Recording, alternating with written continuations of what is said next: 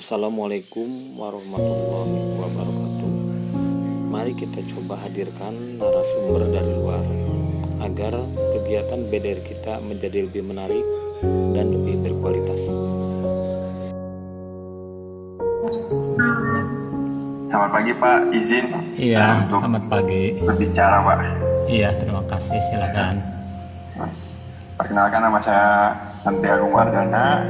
Kebetulan kalau di sini Laude Wardana itu nama panjangnya lagi Pak, gitu.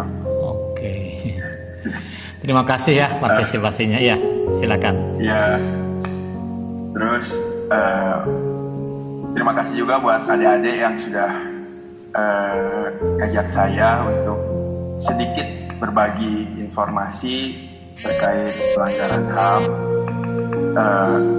Menarik, teman-teman di SMA sudah mulai memperhatikan bagaimana pelanggaran HAM berat ataupun hal-hal yang berkaitan dengan kondisi Indonesia hari ini ya.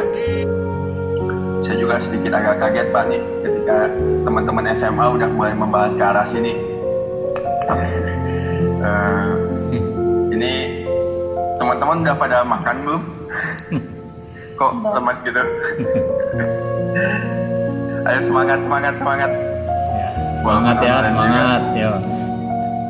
Nah, jadi teman-teman, ketika kita berbicara pelanggaran HAM berat, termasuk adanya kasus Trisakti hari ini, ajak untuk mencari tahu nih bagaimana kondisi Indonesia selama ini. Khususnya tragedi Trisakti ini, di mana menewaskan 4 mahasiswa Trisakti. Di sini sebetulnya banyak sekali pelajaran yang bisa kita dapatkan. Bagaimana saat itu teman-teman bisa mempelajari bahwasanya Indonesia dalam kondisi yang tidak sehat dan tidak baik. Kita tahu saat itu situasinya dipimpin sama Pak Harto sedang mengalami krisis moneter nih, di mana kondisi kenegaraannya, perekonomiannya sangat buruk, carut-marutnya negara. Gak ada tuh kayak kondisi kayak gini, di mana kita belajar tenang gitu. Saat itu kondisinya ditekan, makan-makan segala macam, itu kondisi perekonomiannya sulit. Nah, tugas mahasiswa saat ini, saat ini saya juga sedang bekerja di EKPA sebagai koordinator advokasi dan layanan hukum di kantor. Bisa kita lebih transparan dan akuntabel sehingga uang karena penyalurannya nanti bisa melalui bank pemerintah, di mana para penerima manfaat ini, penerima bantuan ini terdaftar dulu, kemudian mereka itu nanti diberikan semacam rekening. Jadi nanti kita transfer bantuan itu kepada rekening by name, by address kepada penerima bantuan. Itu lebih aman sebenarnya. Dan kita mengenal di dalam bantuan ini ada namanya PKH, Program Keluarga Harapan, di mana memberikan bantuan kepada komponen-komponen satu keluarga ini per person, per orang itu satu kali. Misalkan di dalam keluarga ini ada usia SD, kemudian dia dikasihlah bantuan untuk SD 200.000, kemudian SMP juga, SMA juga, kemudian ada balita dikasih transfer, kemudian ada ibu hamil dikasih juga, sehingga total satu keluarga ini kita kasih per 3 bulan ini sampai mencapai satu keluarga itu Pak sampai mencapai 2 juta hingga 3 juta. Kita transfer kepada penerima manfaat itu sebenarnya aman. Nah, saya di sini tidak akan membahas yang mungkin Bapak Guru atau teman-teman lebih paham, tetapi saya di sini bakal memberikan komentar dan masukan gimana caranya untuk membangkitkan kembali belajar secara daring atau PJJ ya teman-teman. Saya ingin dengar dulu suaranya gimana nih dari SMA 14 pada sehat-sehat kan? Alhamdulillah sehat Bang. Alhamdulillah.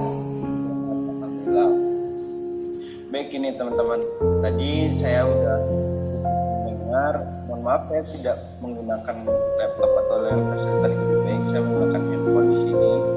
Kita akan sedikit menjelaskan kenapa sih kebanyakan siswa itu lebih tidak efektif dalam pelajaran daring. Sebenarnya itu kita tuh balik lagi ke diri kita, benar nggak sih Pak? Iya betul. Sama diri kita gitu. Saya itu bukan menyalahkan murid juga, tidak menyalahkan guru juga ya, sebagai pengajar, tetapi kita tuh harus bekerja sama. Kita tuh harus nanti dalam situasi yang seperti hari ini untuk masalah data pribadi. Jadi yang kita itu tidak bisa dimurah meriahkan kepada siapapun, terus dari kita sama adik dan juga adik kita untuk mengerti kartu adik kita harus diberikan. Nah, apa sih sebetulnya fungsinya data tersebut? Gitu. Kalau kita mungkin saya atau teman-teman semua di sini pakai Instagram, email kita yang sudah terinput dalam sebuah sistem atau aplikasi apapun dimanapun itu, dan itu menjadikan sebuah database, menjadikan sebuah big data yang pada akhirnya mau kemana sih data tersebut kan gitu. Nah, ini juga sebetulnya sudah dibahas oleh Alvin Toffler tahun 1980 di hari, makanya Alvin Toffler disebut bapak futuristik ya, karena dia membahas tentang revolusi digital, dia membahas tentang revolusi komunikasi di tahun 1980 dan juga tentang masalah ekonomi, kemudian pendidikan, kita semuanya terkait satu sama lain. Jadi nggak bisa kita hanya karena ada satu masalah yang mengancam satu keamanan nasional kemudian kita secara sepihak memutus kerjasama itu. Kemudian di Indonesia ini juga kan kemarin seperti yang udah disampaikan tadi sama Muhammad Syailen gitu ya, tentang apa namanya Indonesia yang memutus kerjasamanya dengan Australia pada tahun 2013 kalau nggak salah.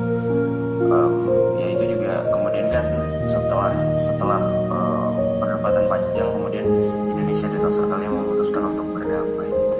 Itu tuh memang menjadikan negara kesatuan Indonesia menjadi negara yang unik karena perbedaan suku, ras, agama dan budaya. Nah, dari teman-teman yang sebenarnya dengan teknologi ini kan kita diberi kebebasan untuk diberi kemudahan mungkin ya untuk mengungkapkan pendapat gitu ya, untuk mengkritik gitu ya, kita diberi kebebasan. Tapi satu sisi kita juga ingin menjaga supaya bagaimana itu tadi ya tetap dengan norma-norma yang baik gitu kan.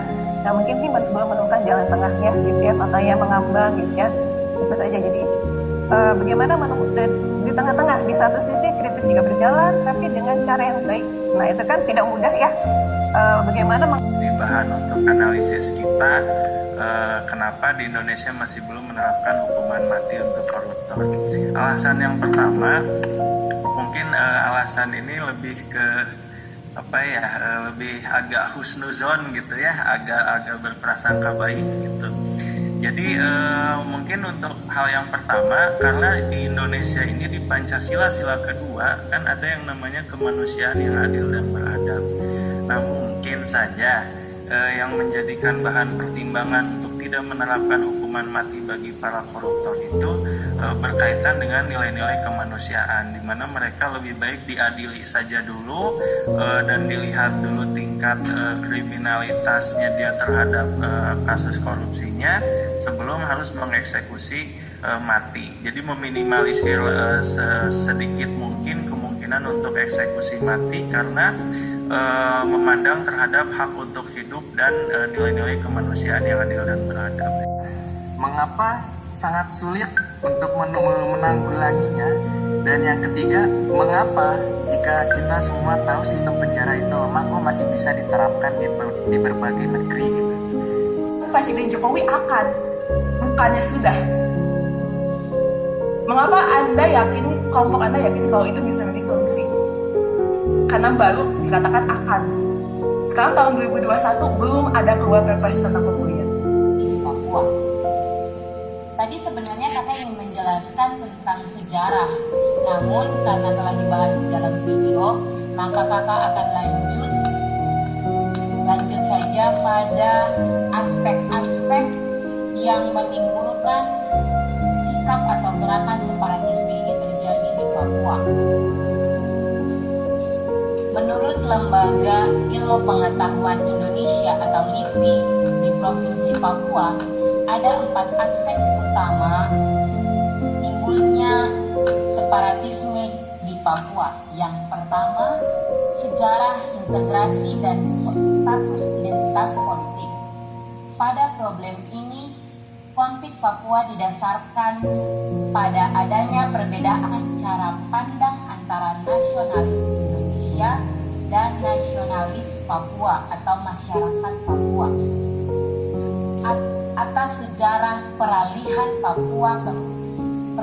Papua kekuasaan Papua dari Belanda ke Indonesia. Nasionalis Indonesia memandang polemik penyerahan kekuasaan dan status politik Papua telah selesai dengan adanya PEPERA 1969, sesuai dengan video yang tadi telah diputarkan oleh adik-adik terkasih. Nanti dibandingkan, jadi kalau sudah terjadi adanya hasil yang diinginkan, baru diproduksi massal. Tapi kalau misalnya di uji klinis ketiga ini gagal atau uji klinis tahap kedua gagal, langsung diolah lagi atau diuji lagi pada uji yang pertama itu uji praklinis. Jadi enggak waktu uji klinis tahap ketiga gagal nih ya, jadi enggak langsung di tahap kedua di prosesnya lagi, tapi langsung ke awal lagi uji praklinis, langsung ke uji fase pertama, kedua dan ketiga. Meskipun gagalnya di uji klinis tahap ketiga. Seperti itu. Lalu saya juga akan membahas ya tentang efek samping penggunaan vaksin pada tubuh kita. Sedikit saja ini efek samping yang secara langsung gitu ya dari orang-orang. Kebetulan juga teman-teman saya yang sudah banyak divaksin, lalu saya tanya bagaimana reaksinya, pendapat mereka setelah divaksin. Jadi kebanyakan mengalami efek samping itu paling demam ya. Demam itu karena proses imunisasi di dalam tubuh kita dia sudah mulai bereaksi. Jadi vaksin itu bekerja secara baik gitu di dalam tubuh kita. Jadi rangsangannya yaitu dengan demam terhadap tubuh kita. Lalu efek samping yang kedua adanya tingkat kehausan atau lapar yang tinggi gitu. Jadi buat teman-teman di sini dan untuk Bapak Guru sebelumnya nanti kalau akan divaksin lebih baik makan terlebih dahulu gitu, lalu membawa minuman sendiri supaya nanti tidak terjadi hal yang diinginkan. Contohnya seperti orang-orang yang mengalami penyakit lambung, nah ketika divaksin kalau tidak makan dulu biasanya nanti mulai kambuh lagi penyakit lambungnya. Terus untuk kehausan itu seperti biasa ya, nanti bawa minuman sendiri aja. Lalu ada reaksi alergi atau reaksi lokal ya terdapat di bekas suntikan, biasanya ruam merah atau bengkak sedikit itu hanya terjadi sekitar 1 atau 2 hari saja. Yang merasa bahwa dirinya itu memiliki kelebihan seperti bentuk fisik dan lebih kuat daripada korban itu. Terima kasih kepada semua narasumber yang telah dapat berpartisipasi dalam kegiatan BDR di SMA Negeri 14 Bandung. Semoga apa yang telah Bapak Ibu dan Saudara sampaikan itu bermanfaat umumnya bagi dunia pendidikan dan khususnya bagi siswa SMA Negeri 14 Bandung. Sekali lagi terima kasih.